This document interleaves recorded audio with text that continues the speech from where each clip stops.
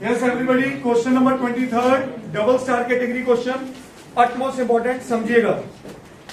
What it says.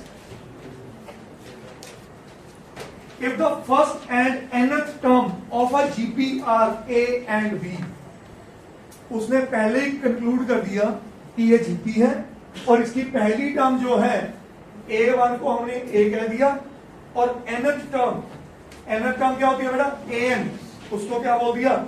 B. ठीक है? And if P is the product of n terms, P क्या कहा गया? Product of n terms. अच्छा, पहली टर्म क्या होती है जीपी की? A. दूसरी क्या होती है? AR. तीसरी, चौथी, and so on up to how many terms? n terms up to. तो ये मैं कह दूं AR n-1. बोलो जी.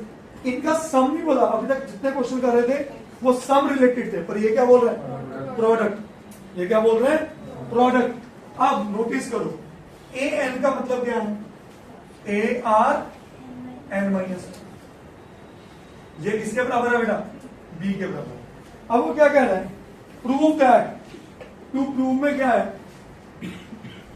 P square is equal to AB raise to power n.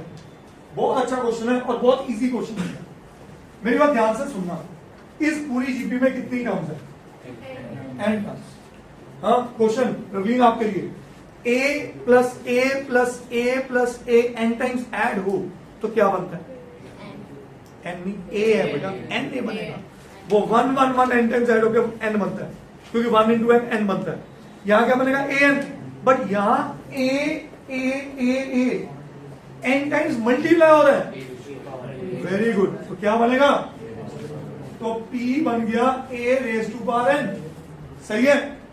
ये स्टेप समझ आया सबको? श्योर.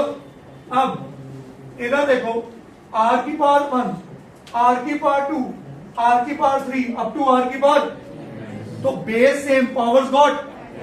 तो ये बना R की power 1 plus 2 plus 3 plus 4 up to. क्या यहां तक समझ आया? बोलो बच्चों. बेटा यहां A R की पावर 0 है. कहानी समझ में आ गई? Is that clear? अब आपको एक कॉन्सेप्ट याद कराता हूं. क्लास 10th में भी हमने यूज किया था. AP का रिजल्ट है 1 plus 2 plus 3 plus up to n को बोलते हैं सम ऑफ n टर्म्स. क्या बोलते हैं? और इसका डायरेक्ट रिजल्ट होता है n into n plus 1/2. Yes, इसका डायरेक्ट रिजल्ट होता है n इंटू. अगर 1 plus 2 plus 3 up to n-1 हो तो n will be replace with.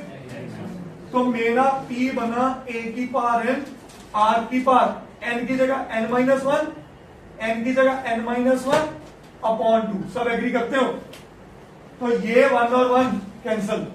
तो P बना A की पावर n, R की power n into n-1 upon 2.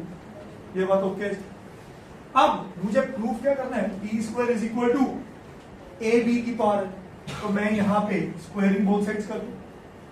ये बना A की पावर n उसका स्क्वायर.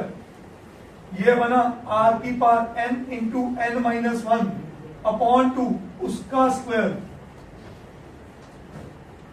तो क्या ये 2 और 2 कट गया? श्योर. अब मेरे पास मुझे बनाना है B को. स्क्वायर था और वो 2 था. बेटा A की पावर m और उसकी पावर n होता है A की पावर mn.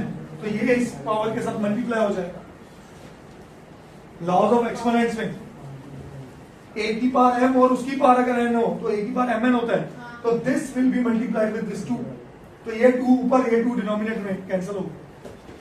अंडरस्टूड? अब मुझे जनरेट करना है इसके अंदर A B whole raise to power. क्या A की पावर n की पावर 2 को, ध्यान से देखना, A की पावर 2n लिख सकता हूं? बोलो, ये स्टेप समझ आया सबको? यस और नो? n इंटू 2 और 2 इंटू n एक ही बात होती है. इंटू R की पावर n इंटू n-1. क्या यहां तक समझ आया? अब मुझे बनाना है ये. आपके दिमाग में पहले वर्किंग होनी चाहिए. ये लिखा हुआ है A की पावर n इंटू B की पावर n.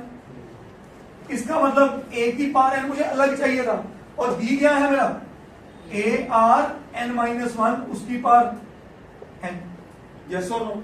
इसका मतलब ये लिखा होगा a की पावर n, ये पावर a पे दोबारा चढ़ गई और r के ऊपर n माइनस वन की पावर n।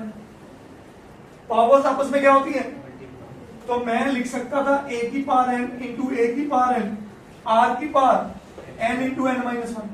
क्या a की पावर 2n को बेटा मैं ये लिख सकता हूं a की पावर n इंटू a की पावर n, इसको लिख सकता हूं r की power n into n minus one. बोलो बोलो यस और नो? और इसको ये भी लिख सकता हूं r की power n minus one whole raise to power n। आपके सामने एक रिजल्ट होता है a की पावर m इंटू b की power n can be written as a b की पावर n। ये सब एग्री करते हो?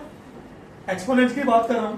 अगर a की पावर n और r की पावर n माइनस वन की पावर n है तो मैं इसे ये लिख सकता था a की power n into a r n minus one whole raise to power n। समझे कि नहीं? इसकी पावर और इसकी पावर दोनों की पावर n थी, तो दोनों को एक के अंदर मल्टीप्लाई कर दिया, whole raise to power n एक बार लिख दिया। What is a r n minus one? b के बराबर। किसके बराबर है? तो ये बन गया p square is equal to a की पावर n b की पावर n। और फिर से प्रॉपर्टी दोबारा से लगाओ तो क्या बना? a b की पावर n। Hence, तो थोड़ी आपको बैकवर्ड वर्किंग पहले करनी पड़ेगी। क्या ये स्टेप समझ आया सबको? अट मोस्ट इंपॉर्टेंट क्वेश्चन है exam point of view. Sir मैं बोल रहा हूँ